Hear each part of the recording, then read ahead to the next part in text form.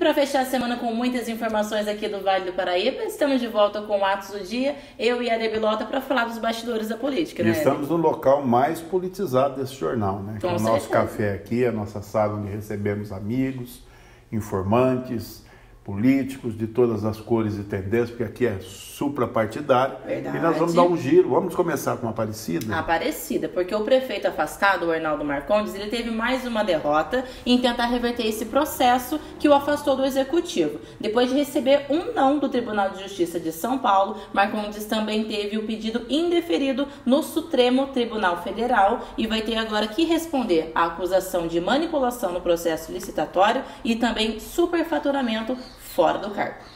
E a pergunta em Aparecida agora é se nesse momento a Diná embala, né? Porque ela estava um pouco receiosa de impor algumas mudanças no governo municipal, que ela assumiu agora como vice, né?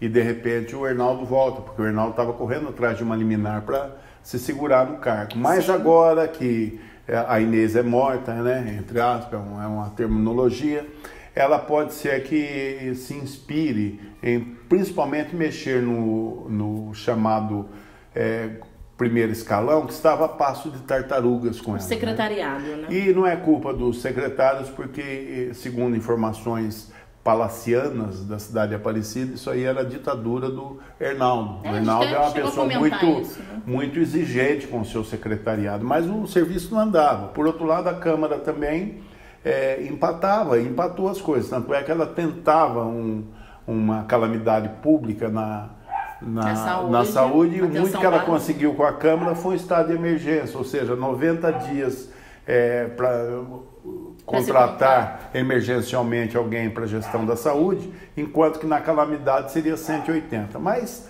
a cidade hoje espera, né, uma mudança radical, porque caso contrário vai ficar no chove e no molha da administração passada, quando Márcio Siqueira era afastado, Arnaldo assumia, depois voltava, e assim foi metade do mandato do Márcio Siqueira.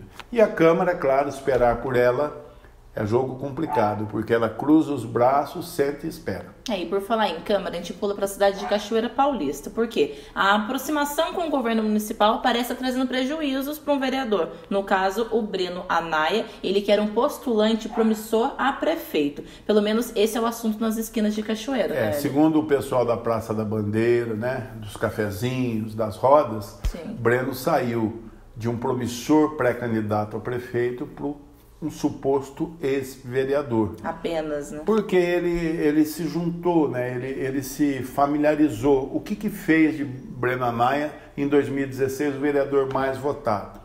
Durante o mandato do ex-prefeito, ele foi um exímio fiscalizador do João Luiz. Fiscalizava, denunciava, inclusive usou muito a programação do Atos no rádio para poder ajudar no seu processo de fiscalização.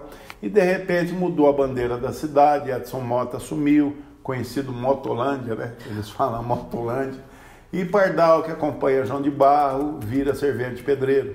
E é o que está acontecendo, lamentavelmente, segundo a leitura do mercado político de Cachoeira Paulista, com o vereador Breno Anaia, o mais jovem, agora não tão jovem assim, muito experiente, né? Numa expertise louca, e de repente ele está trocando o seu status de bem votado, de, quem sabe, até subir postos na política por um momento de complacência com a atual administração.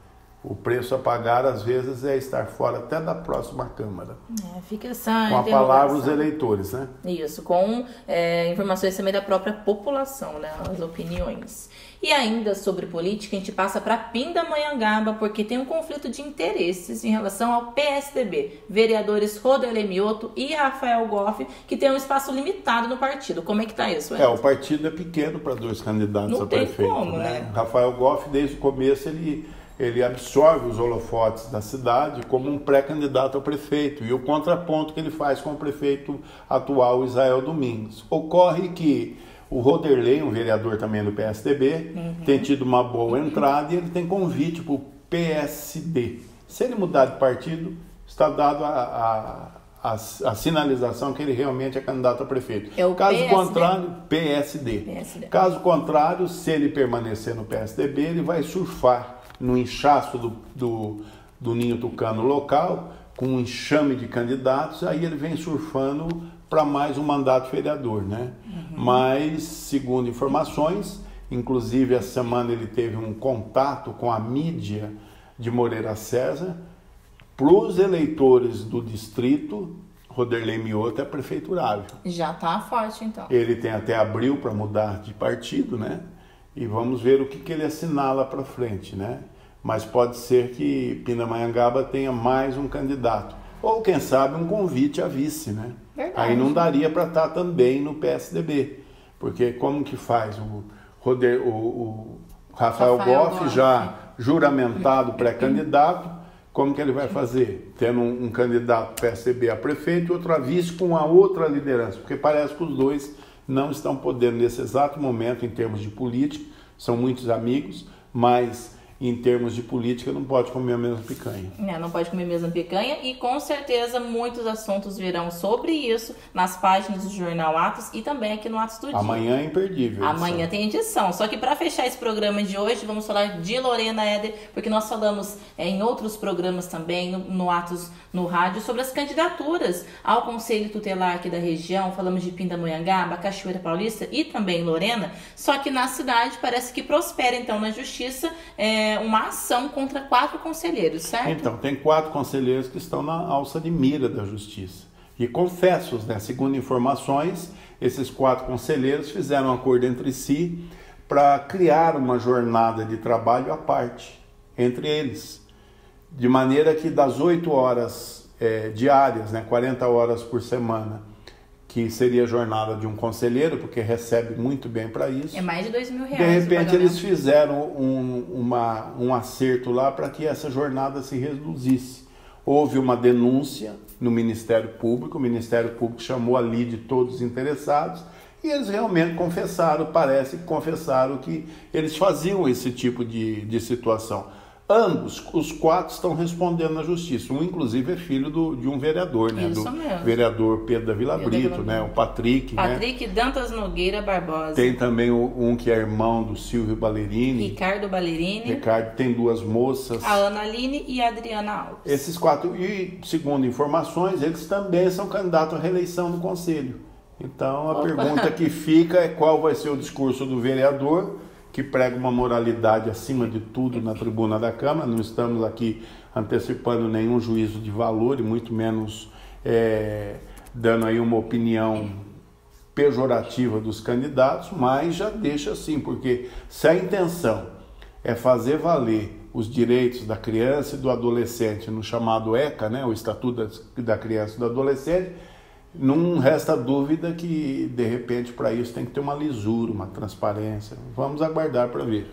Segue na justiça, então, né? Segue na justiça e é uma ação que virou caso sério. E nós estamos acompanhando, é claro. Bom, essas e outras notícias sempre no nosso Jornal Atos. Amanhã, nova edição impressa, também no nosso portal jornalatos.net. Atos no rádio de segunda a sexta-feira e, é claro, os boletins e também o Atos do Dia. Um bom final de semana. Segunda-feira tem mais? Se Deus quiser.